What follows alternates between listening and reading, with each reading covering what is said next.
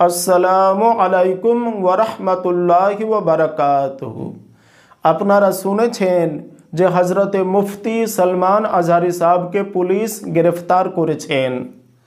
হ্যাঁ, ঠিকই শুনেছেন। গতকালকে রাতে হজরতে সলমান আজহারি সাহেবকে নিজের বাড়ির থেকে পুলিশ গ্রেফতার করেছেন। গ্রেফতার করার কারণ একটা উর্দू शेर। हमसे उलझते हैं अभी तो करबला का आखिरी मैदान बाकी है, कुछ देर की खामोशी है फिर शोर आएगा। आज कुत्तों का वक्त है, कल हमारा दौर आएगा।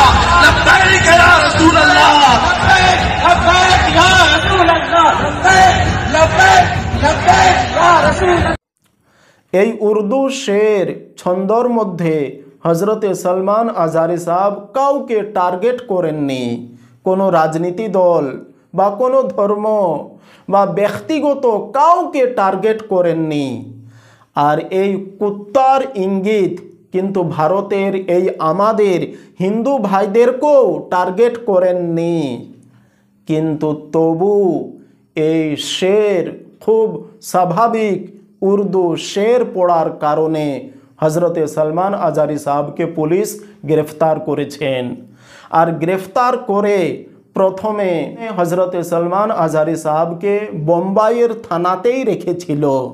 কিন্তু কয়েকটা মিনিটের মধ্যে সেখানে কয়েক হাজার লোক জমা হয় আর প্রতিবাদ করেন যে হজরতে সলমান আজহারি সাহেবকে বিনা দোষে গ্রেফতার করা হয়েছে, তিনাকে এখনই এই মুহূর্তেই ছেড়ে দেওয়া হোক।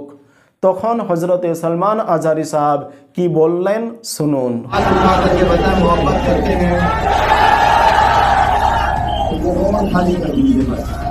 हम भी उनका कोऑपरेट कर रहे हैं, आपको भी करना चाहिए। हाजिर है हाजिर है हम, हाजिर है हाजिर है हाजिर है हम। लब्बैक लब्बैक लब्बैक या रसूल अल्लाह, लब्बैक लब्बैक। হজরতে সলমান আজহারি সাহেবের আদব দেখুন। একেই বলে আদব ওয়ালে বা আদব আলিমে দিন। এত কিছুর পরও হজরতে সলমান আজহারি সাহেব বললেন যে আমি এমন কোনো কাজ করিনি বা এমন কোনো বায়ান দিইনি যে ভারতের কানুন হিসাবে আমার সাজা হবে। তোমরা যদি আমার সঙ্গে মহব্বত করো, হজরতে সলমান আজহারি সাহেব ওই লোকজনকে বলছেন যিনারা প্রতিবাদ করছেন, তারাকে বলছেন যে তোমরা যদি আমার সঙ্গে মহব্বত করো তাহলে এইখানে খালি করো, এখান থেকে সরে যাও।